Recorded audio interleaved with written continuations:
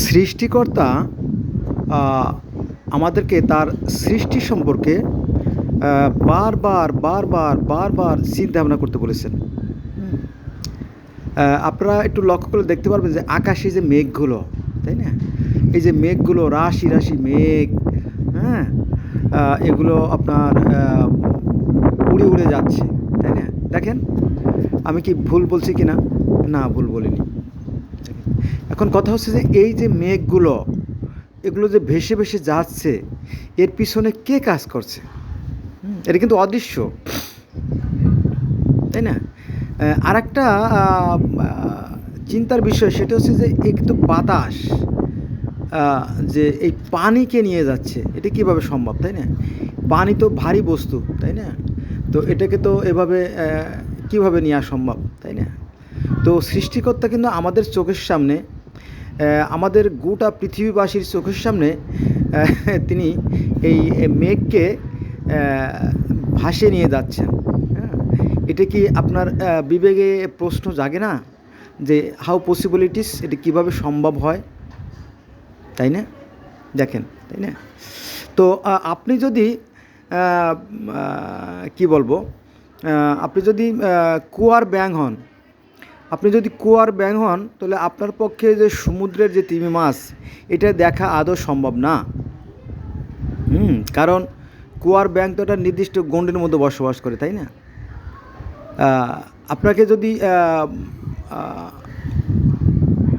তিমি মাছ দেখার শখ হয়, তাহলে আপনাকে কয়েকবার মরতে হবে।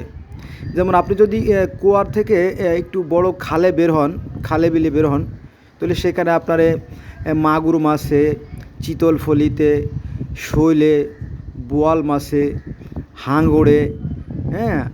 অ্যা তারপরে গুই সাপে অনেকে আপনাকে খেয়ে ফেলবে, মেরে ফেলবে। আবার যদি আপনি আ আ বড় কোনো নদীতে যান, সেখানে আছে কুমির, হ্যাঁ? শিশু, তারা আপনাকে খেয়ে ফেলবে। তারপর যদি আপনি সেই সাগরেই যান, তাহলে সেখানে আছে আপনার হাঙর, হ্যাঁ? কচ্ছপ, তারা আপনাকে খেয়ে ফেলবে। ঠিক আছে? তো এই খাওয়া কে ত্যাগ করে যদি আপনি সত্যিকার অর্থে সেই সাগরে পৌঁছতে পারেন, তাহলে আপনি দেখতে পারবেন যে আপনি যে কুয়ার ব্যাঙ আর তিমি মাছের মধ্যে কত ব্যবধান। ঠিক আছে? তো আমরা সাধারণত আমরা ওই গণ্ডির ভিতরে বসবাস করি, ফলে আর ওখান থেকে আমরা বের হতে পারি না। আপনি এক গ্লাস একটা গ্লাসের মধ্যে কখনোই ১০ গ্লাস পানি ঢোকাতে পারবেন না। অর্থাৎ একটা গ্লাসে কখনো আপনি ১ জগ বা ১ মগ পানি ঢোকাতে পারবেন না। কারণ গ্লাসের আয়তন ছোট। ঠিক আছে? এটা বলার উদ্দেশ্য হচ্ছে যে সৃষ্টিকর্তা হচ্ছে অসীম। সৃষ্টিকর্তা অসীম, বিশাল, ব্যাপক। আর আমরা মানুষটা হলাম সসীম বা ক্ষুদ্র বা সীমিত। অতএব আমাদের পক্ষে সেই বিরাট বিশালকে উপলব্ধি করা খুবই কঠিন ব্যাপার। তবে যারা জ্ঞানী, যারা চিন্তাশীল, যারা বিবেকবান, তারা শুধুমাত্র সেই সৃষ্টিকর্তার উপস্থিতি বুঝতে পারে। যেমন আমাদের মধ্যে যে চেতনাবোধ বা যে চেতনা যে শক্তি, সেটা হচ্ছে প্রাণবায়ু বা আত্মা। হ্যাঁ? এটা পরমাত্মারই অংশ। হ্যাঁ? শক্তির যেমন ক্ষয়, লয়, বিলীন নাই, ঠিক আমাদেরও বিলীন নাই। তবে সবচেয়ে বড় কথা হচ্ছে যে আমরা যে কর্মগুলো করব, সেই কর্মগুলো কিন্তু থেকে যাবে। হ্যাঁ? সেটা যদি সৎকর্ম হয়, তাহলে তার জন্য আছে ভালো ফলাফল, আর যদি মন্দ কাজ হয়, তার জন্য নিশ্চিত মন্দ ফলাফল। এটা কিন্তু আমাদের চারপাশে ঘটে যাচ্ছে। হ্যাঁ? ভালো কাজের ভালো ফল, কিন্তু আমরা এটা উপলব্ধি করার চেষ্টা করি না, বোঝার চেষ্টা করি না। বোঝা গেছে বিষয়টা? এখানেই ব্যবধান। তো পৃথিবীতে যা কিছু উন্নয়ন হয়েছে, যা কিছু উন্নতি ঘটছে, যা কিছু মানুষের জন্য কল্যাণকর, এগুলো মূলত মানুষের মস্তিষ্ক থেকে বের হয়েছে। যেমন মনে করেন যে বিমানের আবিষ্কার, আপনার তারপরে আপনার মহাশূন্যে যে যানগুলো পাঠানো হয়, সেগুলোর আবিষ্কার, তারপরে টেলিভিশন, তারপরে আপনার মোবাইল, রেডিও, টিভি, যাই বলেন।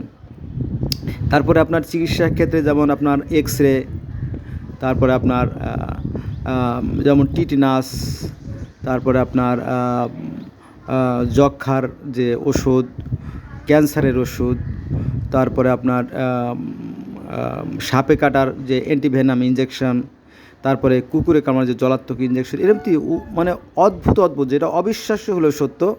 হ্যাঁ? মনে করেন যে আপনাকে কুকুরে কামড়াইছে, আপনি নিশ্চিতভাবে মারা যাবেন যথাযথ রোগের কারণে, কিন্তু আপনাকে যখন 5টা ভ্যাকসিন দেওয়া হবে তখন কিন্তু আপনি সুস্থ হয়ে যাবেন। আরও আশ্চর্যের কিছু বিষয় আছে, যেমন মনে করেন যে আপনার হার্ট কোনো কারণে দুর্বল হয়ে গেছে বা নিস্তেজ হয়ে গেছে, আপনি খুব একটা বাঁচবেন না এরকম একটা আশঙ্কা। তো সেক্ষেত্রে দেখা গেল যে আপনাকে একটা প্লাস্টিকের একটা হার্ট তৈরি করে দেওয়া হয়েছে, পেসমেকার। অদ্ভুত বিষয়, তাই না? ব্যাটারিতে চলে। তো আপনার হার্টটাকে সজীব করলো এবং আপনি আরও দীর্ঘ 20 বছর বেশি বাঁচলেন, তাই না? এগুলো কিন্তু মানুষের ক্ষমতা না, এগুলো মূলত সেই সৃষ্টিকর্তা দেওয়া সেই জ্ঞানটাকে যারা চর্চা করে তারাই মূলত উন্নত, তারাই মূলত সভ্য। হ্যাঁ, কিন্তু আমি একজন মুসলমানের সন্তান, কিন্তু অত্যন্ত পরিতাপের বিষয় হলো যে আমরা মানে ধর্ম পাইছি অনেক পিছে। পৃথিবীতে তখন তো দিনে হাজার হাজার ধর্ম এসে গেছে, লাখ লাখ নবী রাসূল এসে গেছে। আমাদের ইসলাম ধর্মের কোরআন হাদিস যদি আমরা ঘাঁটি, তাহলে দেখা যাবে যে পৃথিবীতে অতীতে অর্থাৎ এর আগে 1,24,000, মতান্তরে 2,24,000 নবী রাসূল আসছিল। তার তো নিশ্চয়ই মশা মারতে আসে নাই, মাছি মারতে আসে নাই, তাই না? সাপ মারতে আসে নাই, তারা মানুষকে হেদায়েত করার জন্য আসছে এবং জ্ঞানের কথা বলতে আসছে। তো সেদিক থেকে তাদেরও বহু মানুষের ধর্ম ছিল। হ্যাঁ, তো মুসলমানরা অন্য অন্য ধর্ম থেকে খাটো করে দেখে এবং বলে যে অন্য ধর্মগুলো ধর্মই না, অন্য মানুষগুলো মানুষই না, শুধু আমার ধর্মই একমাত্র ধর্ম এবং আমরাই শুধু জান্নাতে যাব। হ্যাঁ, কলেমা একবার পড়লেই জান্নাতে চলে যাবে, এরকম কথাবার্তা বলে আর কি। এটা উদ্ভট এবং এটা খুবই একটা মানে কী বলবো, অগ্রহণযোগ্য কথা আর কি। পৃথিবীর প্রত্যেকটা প্রাণীকে সৃষ্টিকর্তা ভালো মন্দের জ্ঞান দিয়েছে, শুধুমাত্র মানুষকে না। আপনি দেখবেন যে পৃথিবীতে যত মাছ আছে, তার পৃথিবীতে 4 ভাগের যে 3 ভাগ পানি, এই প্রত্যেকটা মাছের কিন্তু জ্ঞান আছে। পানির উপর ভেসে থাকে ক্ষুদ্র মাছ থেকে বৃহৎ মাছ পর্যন্ত সবার কিন্তু জ্ঞান আছে, ভালো মন্দ জ্ঞান, এবং তারা অক্সিজেন নিয়ে বসবাস করে, মানে জীবন মানে ধারণ করে। অক্সিজেন ছাড়া মানুষ বাঁচতে পারে না। আবার পৃথিবীতে যে প্রাণীগুলো আছে, কোনটার কথা বলবো বলে, সেই পিঁপড়ে থেকে হাতি আর জেরাফ আর গন্ডার যাই বলেন না কেন, সবাই কিন্তু অক্সিজেনে বাঁচে, তাই না? তো আসলে পৃথিবীর প্রত্যেকটা প্রাণী কিন্তু ওই আত্মার সমন্বয়ে গঠিত, সবারই আত্মা আছে, এমনকি পিঁপড়েরও আছে। তো সৃষ্টিকর্তা বলেন যে আমার সৃষ্টিকে ভালোবাসি, আমি তাকে ভালোবাসি। এগুলো মূলত তারই খেলা। হ্যাঁ, আর সৃষ্টি সম্পর্কে চিন্তা করলে এত বেশি সওয়াব বা পুণ্যি যেটা অন্য কোথাও নয়। যেমন বলা হয়েছে যে কোনো মানুষ যদি সৃষ্টি সম্পর্কে মাত্র কিছু সময় চিন্তা করে, অর্থাৎ এই 10 মিনিট, 5 মিনিট, 1 ঘন্টা, তাহলে 70 বছর ইবাদত সমান। এটা কোরআন হাদিস থেকে প্রমাণিত। আবার বলা হয়েছে যে একটা সমস্যার সমাধানের জন্য যদি কিছু মানুষ একত্র মিলিত হয়, একটা মজলিস, একটা মিটিং, একটা সভা বা একটা সালিসি সমান সমান 50 বছর ইবাদত সমান। আল্লাহ পাক পবিত্র কোরআনে বলেন বিশৃঙ্খলা সৃষ্টি করে হত্যার চেয়ে জঘন্য যারা বিশৃঙ্খলা সৃষ্টি করে। তো এরকম যে বিষয়টা, তো এই পৃথিবীটা হচ্ছে অনেক সুন্দর একটা জায়গা এবং অনেক সুন্দর করে সৃষ্টি করছে।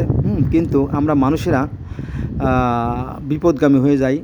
পৃথিবীতে এসে আমরা এই পৃথিবীর লোভে পড়ে যাই, তখন পৃথিবীতে অশান্তি সৃষ্টি হয়।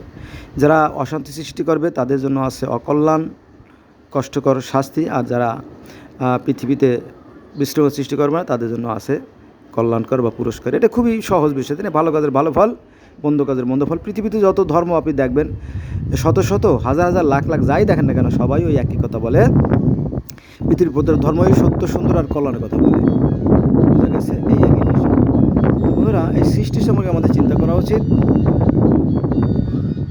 আসুন আমরা চিন্তা করি, আমরা আমাদের বিবেককে কাজে লাগাই। ধন্যবাদ সবাইকে।